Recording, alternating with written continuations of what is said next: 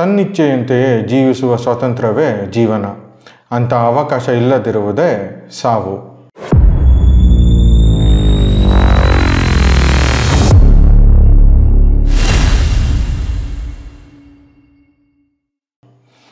ನಮಸ್ಕಾರ. 64 ಚಾನಲ್ಗೆ ಸ್ವಾಗತ. ನಾವು ಓದಿದ್ದು ವಿಭಾಗದಲ್ಲಿ ಇವತ್ತು ನಾವು ಪರಿಚಯ ಮಾಡ್ಕೋತಾ ಇರೋ ಪುಸ್ತಕ ಸಾವು. ಲೇಖಕರು ಜೋಗಿ, ಪ್ರಕಾಶಕರು ಸಾವಣ್ಣ ಎಂಟರ್ಪ್ರೈಸಸ್. ಪುಟಗಳು 240, ಬೆಲೆ 300 ರೂಪಾಯಿಗಳು. ಜಾನ್ರ ಪ್ರಬಂಧಗಳು. ಸಾವು, ದಿ ಆರ್ಟ್ ಆಫ್ ಡೈಯಿಂಗ್. ಇದೇನಪ್ಪ ಈ ಪುಸ್ತಕದ ಹೆಸರು ಹೀಗಿದೆ ಅಂತ ಸುಮಾರು ಜನಕ್ಕೆ ಈ ಪುಸ್ತಕದ ಹೆಸರು ಕೇಳಿದ್ಮೇಲೆ ಈ ಥರ ಪುಸ್ತಕ ಓದಬೇಕಾ ಅಂತ ಡೌಟ್ ಸ್ಟಾರ್ಟ್ ಆಗುತ್ತೆ. ಆದರೆ ನಮ್ಮ ಪ್ರಕಾರ ಎಲ್ಲರೂ ಈ ಪುಸ್ತಕನ ಒಂದ್ಸಲ ಓದಲೇಬೇಕು. ಸಾವು ಅಂದರೆ ಎಲ್ಲರಿಗೂ ಹೆದರಿಕೆ. ಯಾಕೆಂದರೆ ಸತ್ತ ಮೇಲೆ ಏನಾಗುತ್ತೆ ಅಂತ ಯಾರಿಗೂ ಗೊತ್ತಿಲ್ಲ. ಸತ್ತ ಮೇಲೆ ಏನಾಗುತ್ತೆ ಅನ್ನೋದಕ್ಕೆ ಸಾವೇ ಬರಬೇಕು. ಸಾವು ಬಂದಮೇಲೆ ಏನಾಯಿತು ಅಂತ ಹೇಳೋಕ್ಕೆ ನಾವೇ ಇರಲ್ಲ. ಇದೊಂಥರ ಇನ್ಫಿನಿಟ್ ಲೂಪ್ ಥರ. ಸಾವಿನ ನಿಗೂಢತೆಯನ್ನು ಈ ಪುಸ್ತಕ ಒಂಚೂರು ಸರಳ ಮಾಡೋದಕ್ಕೆ ಪ್ರಯತ್ನ ಪಡುತ್ತೆ.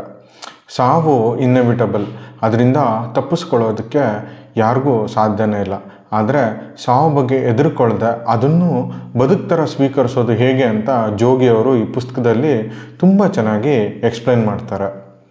ಬೇರೆಯವ್ರ ಸಾವುಗೋಗಿ ಸದ್ಯ ನಾವು ಸತ್ತಿಲ್ಲ ಅಂತ ಖುಷಿ ಪಡೋ ಜನ ನಾವು. ಆದರೆ ಒಂದಲ್ಲ ಒಂದಿನ ಸಾವು ನಮಗೆ ಬರುತ್ತೆ ಅಂತ ಈ ಪುಸ್ತಕ ತಿಳಿಸ್ಕೊಡುತ್ತೆ. ಈ ಪುಸ್ತಕದಲ್ಲಿ ಹಲವಾರು ಧರ್ಮಗಳ ರೆಫರೆನ್ಸ್ ತಗೊಂಡು ಸಾವಿನ ನಂತರದ ಘಟನೆಗಳು ಮತ್ತು ಜೀವನ ಹೇಗಿರುತ್ತೆ ಅನ್ನೋದನ್ನು ತಿಳಿಸ್ಕೊಡ್ತಾರೆ. ಹಾಗೆ ಸ್ವರ್ಗ ಹಾಗೂ ನರಕದ ಕಲ್ಪನೆಗಳು ಹೇಗಿರುತ್ತೆ ಅನ್ನೋದು ಕೂಡ ಜೋಗಿಯವರು ತುಂಬ ಸಖತ್ತಾಗಿ ಎಕ್ಸ್ಪ್ಲೈನ್ ಮಾಡಿದ್ದಾರೆ. ಗರುಡ ಪುರಾಣ, ಉಪನಿಷತ್ತು, ಇಲ್ಲಿಂದ ಕೆಲವೊಂದು ಸ್ಟೋರೀಸು, ಎಕ್ಸಾಂಪಲ್ಸು ತಗೊಂಡು ಈ ಪುಸ್ತಕನ ತುಂಬ ಇಂಟ್ರೆಸ್ಟಿಂಗ್ ಆಗಿ ಆಗುವಂತೆ ಬರೆದಿದ್ದಾರೆ. ಇದ್ರ ಜೊತೆ ಜೋಗಿಯವರು ತಮ್ಮ ಪರ್ಸ್ನಲ್ ಎಕ್ಸ್ಪೀರಿಯನ್ಸಸ್ಸು ಈ ಬುಕ್ಕಲ್ಲಿ ಶೇರ್ ಮಾಡಿದ್ದಾರೆ. ಅವರ ತಂದೆ ತಾಯಿ ಸಾವು ಅವ್ರ ಮೇಲೆ ಹೇಗೆ ಪರಿಣಾಮವನ್ನು ಬೀರ್ತು ಅನ್ನೋದನ್ನು ಕೂಡ ಈ ಪುಸ್ತಕದಲ್ಲಿ ಜೋಗಿಯವರು ತಿಳಿಸ್ಕೊಟ್ಟಿದ್ದಾರೆ. ಬಹುಶಃ ತಮ್ಮ ಆಪ್ತರನ್ನು ಕಳ್ಕೊಂಡಾಗ ಎಲ್ಲರಿಗೂ ಆಗುವಂಥ ಅನುಭವನೇ ಇದು. ನಮ್ಮ ಹತ್ತಿರದವರನ್ನು ಕಳ್ಕೊಂಡಾಗ ನಾವು ಕೂಡ ಸ್ವಲ್ಪನೇ ಸಾಯ್ತಾ ಹೋಗ್ತೀವಿ. ಆದರೆ ರಾಲ್ಫ್ ಎಮರ್ಸನ್ನ ಒಂದು ಕೋಟ್ ಇದೆ, of all the way to lose a person death is the kindest. ಎಂಥ ಪ್ರಬುದ್ಧ ಸಾಲು ಅಲ್ವಾ ಇದು. ಒಟ್ಟಿನಲ್ಲಿ ಈ ಪುಸ್ತಕ ಓದಿದ ಮೇಲೆ ಸಾವಿನ ಬಗ್ಗೆ ಇದ್ದ ಭಯ ಒಂಚೂರು ಕಮ್ಮಿ ಆಯಿತು ಅಂತಲೇ ಹೇಳ್ಬೋದು. ಸಾವು ಅನ್ನೋದು ಹುಟ್ಟಿದಾಗಿಂದ ನಮ್ಮ ಜೊತೆನೇ ಬರೋ ಫ್ರೆಂಡು ಅನ್ನೋದು ಕೂಡ ಮನವರಿಕೆ ಆಯಿತು. ಸಾವಿನ ಜೊತೆಗೆ ಕಾಂಪ್ರಮೈಸ್ ಮಾಡಿಕೊಂಡು ಜೋಗಿ ಅವರು ಹೇಳ್ದಂಗೆ ಒಳ್ಳೆ ಸಾವು ಬರಲಿ ಅಂತ ಆಶಿಸುತ್ತಾ ಇರಬೇಕು. ಸಾವು ಅಂದರೆ ಹೆದರ್ಕೊಳ್ಳೋ ನಿಮ್ಮ ಫ್ರೆಂಡ್ಸ್ಗೆ ಈ ಪುಸ್ತಕನ ಓದಿಸಿ. ಅವರು ಸಾವು ಬಗ್ಗೆ ಕಾಂಪ್ರಮೈಸ್ ಮಾಡಿಕೊಂಡು ಬದುಕನ್ನು ಧೈರ್ಯಶಾಲಿಯಾಗಿ ಎದುರಿಸಲಿ ಅಂತ ನಾವು ಆಶಿಸ್ತೀವಿ.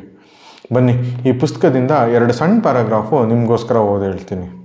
ಅದಕ್ಕೂ ಮುಂಚೆ ನೀವಿನ್ನೂ ನಮ್ಮ ಚಾನಲ್ಗೆ ಸಬ್ಸ್ಕ್ರೈಬ್ ಆಗಿಲ್ಲ ಅಂದರೆ ಈಗಲೇ ಸಬ್ಸ್ಕ್ರೈಬ್ ಆಗಿ ಈ ವಿಡಿಯೋನ ಲೈಕ್ ಮತ್ತು ಶೇರ್ ಮಾಡೋದು ಮರಿಬೇಡಿ. ಮೊದಲನೇ ಪ್ಯಾರಾಗ್ರಾಫ್. ಅಪ್ಪ ನಿಜಕ್ಕೂ ಸಾವನ್ನು ಬಲ್ಲವರಾಗಿದ್ದರು ಅಂತ ನನಗೆ ಎಷ್ಟೋ ಸಲ ಅನ್ನಿಸಿದೆ.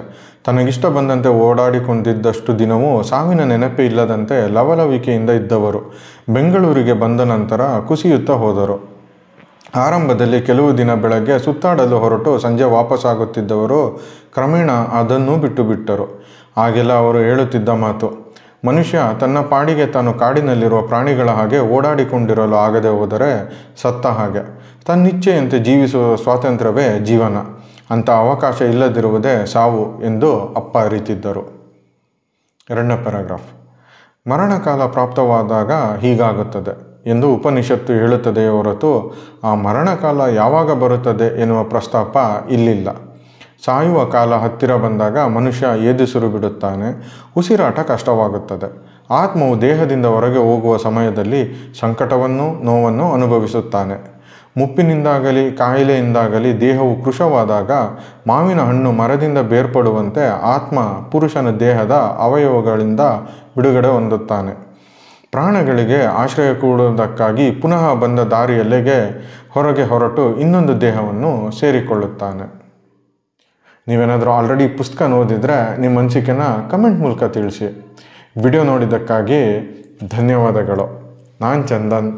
Signing off.